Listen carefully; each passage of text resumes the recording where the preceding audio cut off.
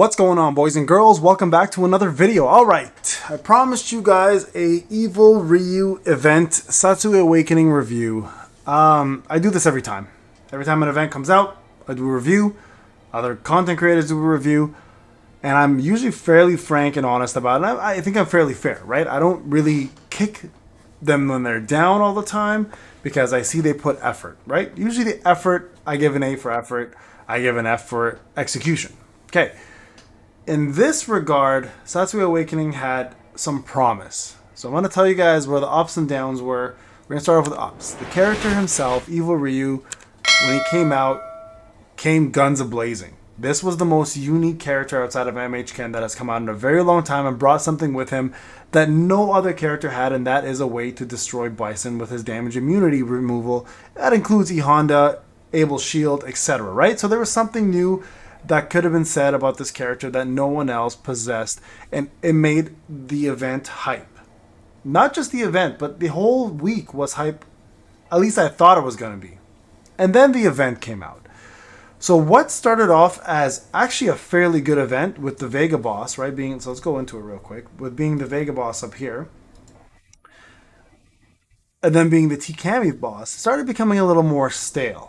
All right, you're starting to notice a few things, a couple trends here and there that people were using, like myself, were using the same teams across the board. There really wasn't much adjustment required between these two bosses. Okay, and then all of a sudden, Akuma came.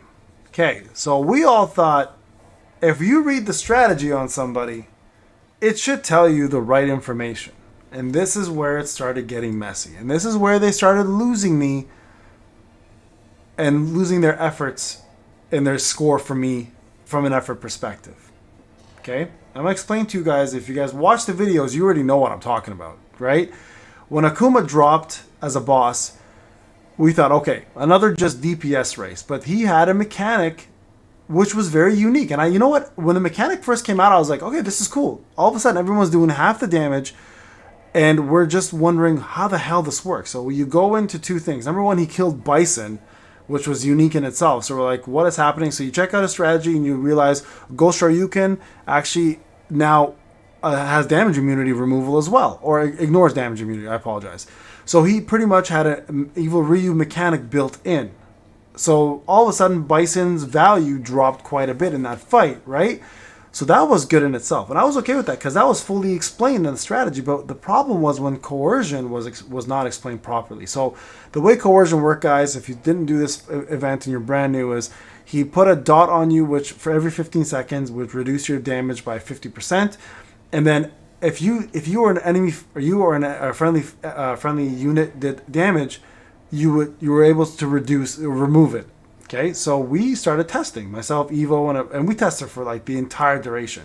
First we thought, okay, you do enough damage, it gets removed with the anchor unit as long as you get hit with a C2. That wasn't the case at all. Although it did work, that wasn't how it actually worked. There was actually another mechanic behind it, which I'll explain slowly, we never even thought of until like day 3. We're like, holy crap, this makes more sense now. But it had nothing to do with the translation itself, right? So then we thought, okay, you have to have a dot or a burn because only some units with dots and burns would get removed. Then that also got thrown out the window because we started noticing people without dots were getting it. Like, for example, like regular Kami, some people were able to remove it, some weren't. And then we started using random things like soul units, Bison, Jury, Rose. And for some odd reason, every time Rose was there, everybody would lose coercion. We for the life of it, couldn't figure out. Then I started thinking, okay, maybe if you have enough, maybe it's just because there's a max amount of buffs you can have on the bar, but Evil thought the same thing. So he started testing that, and he figured it out, and he's like, yeah, that's exactly what it is. So he came to me with that, and I was like, you know what? I thought about this yesterday. We put it together, and lo and behold, that's what it was. The way to remove it is fill out your status bars. Coercion doesn't hit you anymore. That wasn't anywhere. Now, I know it's a workaround, but the translation part of it didn't even work. Okay, so I made a joke that day, and I said, I bet you when Evil Ryu comes out the next day, you're probably going to have to either turn off the whole game, reset it, blah, blah. I made some stupid jokes, right, about the fact that it's going to be so busted and broken. So I log in the next morning at 6 a.m. on my phone just to see work emails, and I see 43 DMs from people. And I'm like, this can't be good, right? I get in there and everybody that's free to play became a whale for free. They didn't spend money to do it. The game had what it's called an underflow bug, which the game. And shout out to Sylvis, I believe, and Don and all these guys who figured it out, and Book, who said that apparently the game didn't know what to do with some ones and zeros, and then some sort of mathematical issue, and all of a sudden everybody became Vegeta, Goku, Nappa, Cell, Boo. It became a Dragon Ball game. People were doing 52 billion damage who had like a level 200 Bison S plus characters. They were like, everybody was dominating the boards except for the whales. And it became such a cluster that it just started becoming a joke. We all started reporting it. I made a big rant about it. And luckily, the one thing the devs did right is on a weekend where they normally wouldn't be doing change patches or working, realized how serious this was. They went in there, they reset the boards, they fixed they patched it real quick, and they gave everybody 3,000 gems and 10 div tickets. Now, here's my gripe with that. The 10 div tickets should have been 10 div tickets for Akuma, maybe, because his translation wasn't there. For Evil Ryu, it should have been 10 limited tickets. And let's be real, a lot of people got nothing with those 10 tickets. I'm not going to lie, I actually got 2 Bisons. But you know my luck, I got a horseshoe up my ass, so it's different. So I think the reaction time was great. They fixed it very, very quickly, but it shouldn't have been a bug in the first place, right? So, all in all, I'm going to say this about the event. I did like the battle lusts, but eventually they were maxed out, and at the end of the day, everybody had it maxed, and there was really no difference anymore. In the beginning, it was nice to figure out what's the best patterns here to do this, right? This wasn't explained very well either, by the way. That it can only be done maybe once. That's all I noticed, at least. There were some other bugs here and there, right, that could have been avoided. So I think overall, the battle system was great at the start, but at the end, everybody just had it all maxed out, and it didn't matter anymore. So I think that they shouldn't have maxed out the tickets. Number 2, secret training that nobody knew the manuals were there until Hayes made a video, and then someone else made a comment about it. Nobody knew level 2 difficulty gave you manuals, but then when you get to level 3 difficulty, there's no more manuals involved. Then level 4 and 5 they can't even unlock it because it was too far into it. So secret training was an absolute mess. Please do a better job explaining that next time in your patch notes that we can get manuals there, and also the Satsui beads, right?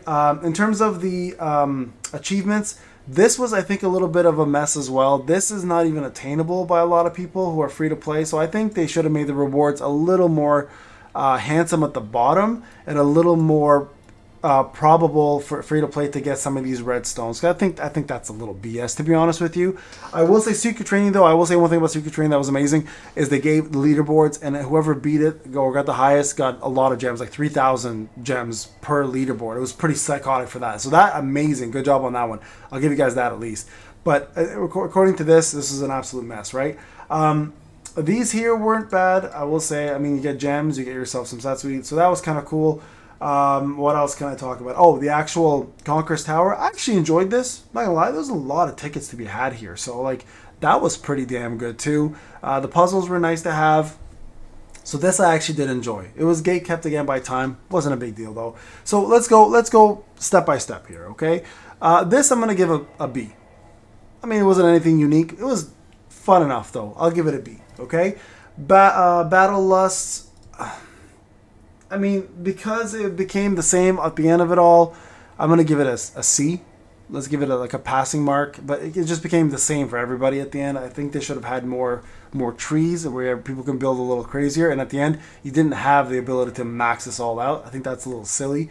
Let me see what else. Look at this. What is this? Another bug. Look.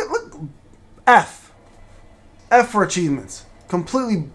Why even have a red dot there? Why are you doing this to us? F for that. Training supplies. Pretty standard. So, I mean, we'll give this a pass mark of a C, okay? Really not that big of a deal. Let's go with Infernal Gifts. I'll say we'll give them a B here. Just a B, because I mean, the rewards are decent. They didn't give us enough of these, in my opinion. They should have given us more of these limited tickets here. So I'm going to give it a B. They learned their lesson from the last time. They should have given us EX Fighter XP and Breakstones in this, though. Just money's kind of stupid, but it is what it is. This is going to be, oh god. I'm going to give this an F. Complete failure. Complete failure. So overall, the event gets a D.